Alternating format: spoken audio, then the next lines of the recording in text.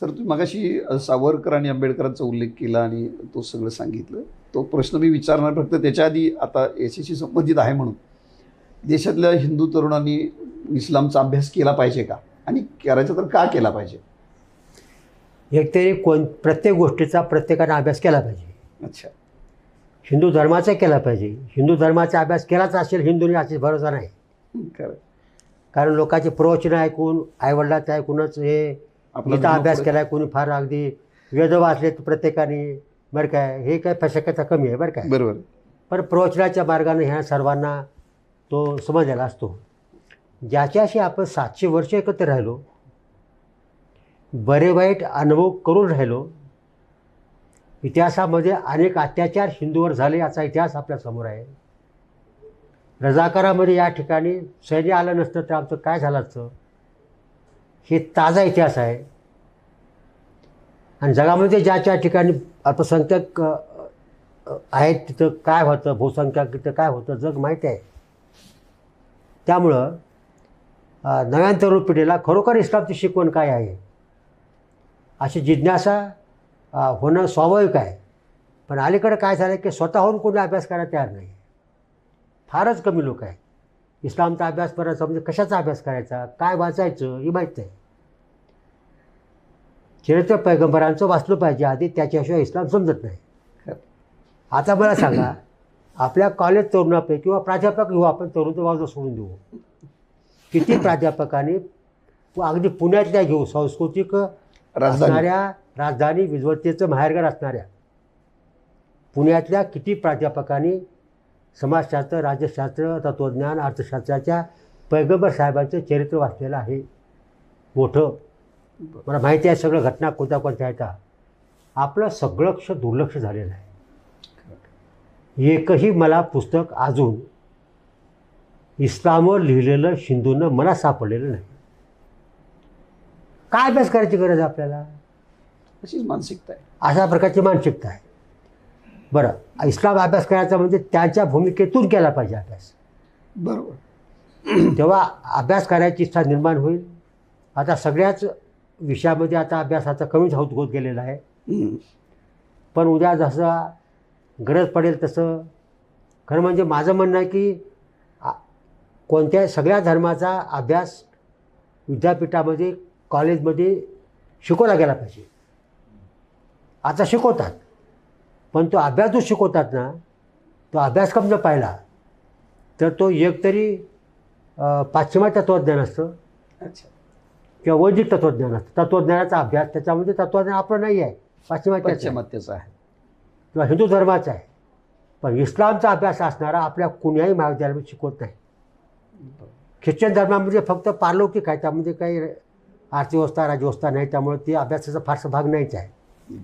तर इस्लामचा अभ्यास करावा, कारण त्यांचं मन काय समजून घ्यायचं असेल तर त्याचा इस्लामचा अभ्यास करावा लागेल. बरोबर. तर असा इस्लामचा माझं तर म्हणणं असं आहे की विद्यापीठानं महाविद्यालयामध्ये एक पेपर ठेवावा. तो धार्मिक अभ्यासाचा असावा. 3 वर्षे तो पेपर, 3 पेपर राहतील.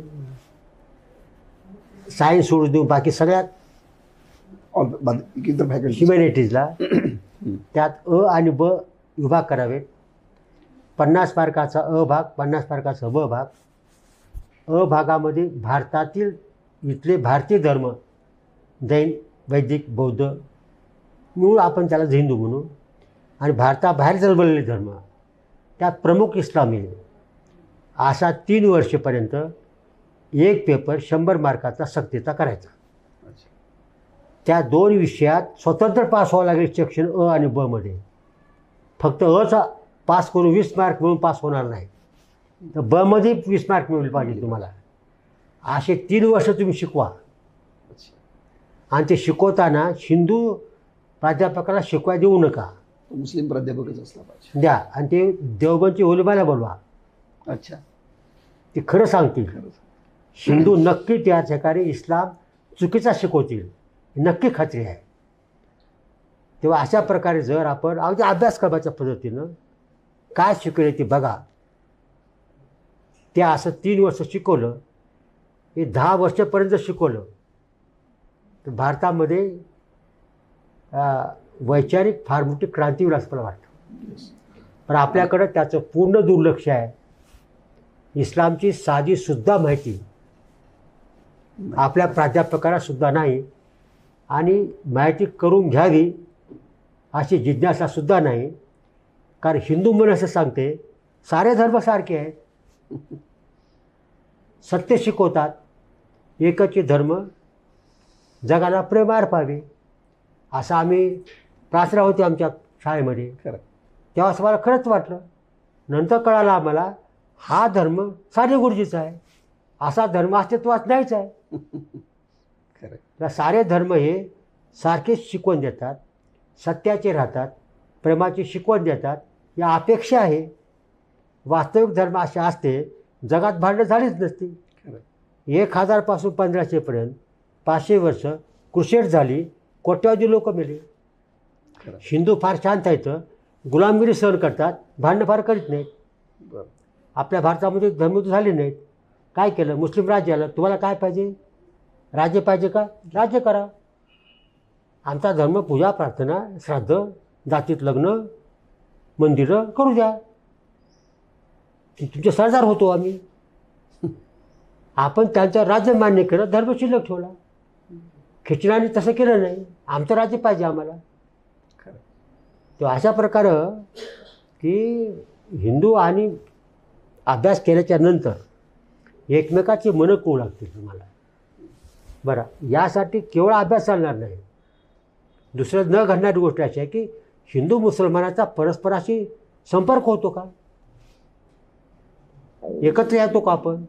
समजा आपण सण घेतला, समजा सगळ्यात चांगला हळदी कुंकूचा माझा कार्यक्रम आहे. मुस्लिम स्त्रियाच्या घरी हिंदू स्त्री जाते का? ती आपल्या घरी येते का? बिलकुलच नाही. खरं. मग उद्या समजा हिंदू मुस्लिम स्त्री हिंदूकडे यायला लागली, मुस्लिम तिकडे जायला लागली, ऐकून झाली. हा प्राध्यापकसुद्धा घरी गेला मुस्लिमाच्या, चहा कधीच पत्नी आणून देणार नाही, हा चहा इथंच पिऊन जाईल, चर्चा इस्लामवर कधीच करणार नाही. बाकी सगळे बोलतील इस्लाम काय आहे विचारलं कधीतरी तुम्ही मित्राला आपल्या. ते दोन जरी समाज असले पूर्ण अलग आहे, व्यावहारिक कामासाठी एकत्र येतात, धर्माच्या बाबतीत शब्दाचं ते बोलत नाही. तेव्हा धर्म त्याला बोलावं, त्याला चर्चा करावी, घरी जावं, एकमेकाच्या बसावं, हाच मार्ग आहे, दुसरा मार्ग नाही. अच्छा. ह्याच मार्गाने हे पुढं ऐक्य होईल. आता हिंदू समाज जागृत झाला, त्यांनाही लक्षात यायला लागले आता जग पुढं चाललेलं आहे. तर फक्त पण सर, आत्ताची वस्तुस्थिती जर आपण बघितली, तुम्ही आत्ता जी मांडणी केली, आत्ताची वस्तुस्थिती याच्या सगळ्या विपरीत दिसते आहे. दोन धर्म, आत्ताची वस्तुस्थिती याच्या विपरीत आहे. कारण दोन धर्मांमधली दरी गेल्या काही वर्षात जर आपण बघितलं तर दरी वाढली आहे, कमी होण्याऐवजी. आता दरी वाढली म्हणजे नक्की काय केलं? म्हणजे आता आपण काय एकमेकाच्या दोघात दंगली झाल्या किंवा भांडणं झाली असं म्हणतो का? ते आताच नाही आहे. बाबासाहेब आंबेडकरांनी ते लिहिलं की एक आंदोलन खेळापत्र संपलं, 24 पासून 40पर्यंत आढावा दिला आहे. त्या 14 वर्षामध्ये भारतात सिव्हिल वॉर चालू होतं हिंदू मुसलमानात. दंगलीचा इतिहास आता नाहीच आहे, फार कमी होत आहेत. तुम्हाला जरी वाटतं म्हणजे काय वाटतं आपल्याला की ते लोक ते विचार आपले करतात, हे आपले करतात, ते खोदार्थ आहे. संमिश्रण व्हायला पाहिजे होतं, ते होत नाही. अपेक्षा आपल्यात काय, एक घटना मानून सर्वांनी घटना एक मानावी तर राहावं, एकमेकात मिसळावं, घरगुती जावं, सामाजिक कार्यक्रमात एकत्र यावं, अशा प्रकारचं होत नाही आहे.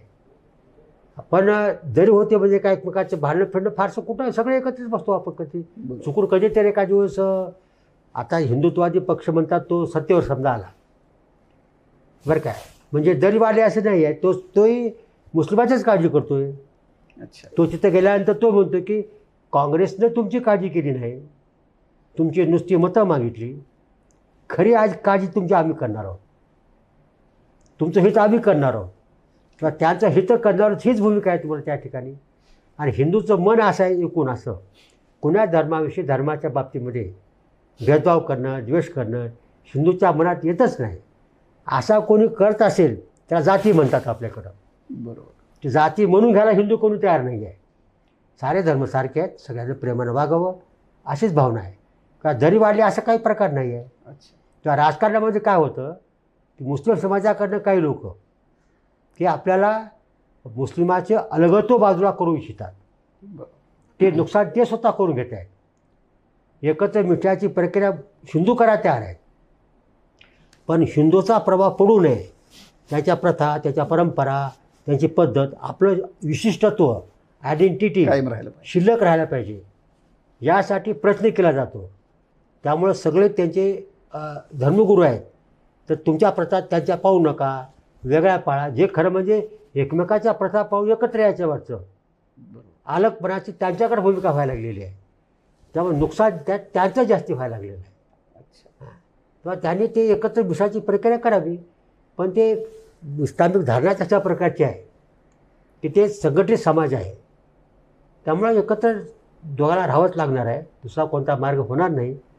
दंगली फिंगली ह्या गोष्टी तर कोणी हे बहुसंख्याक आहेत ते होणार नाही. चुकून मागं काही गोष्टी झाल्या तर होत असतील तिला करायला.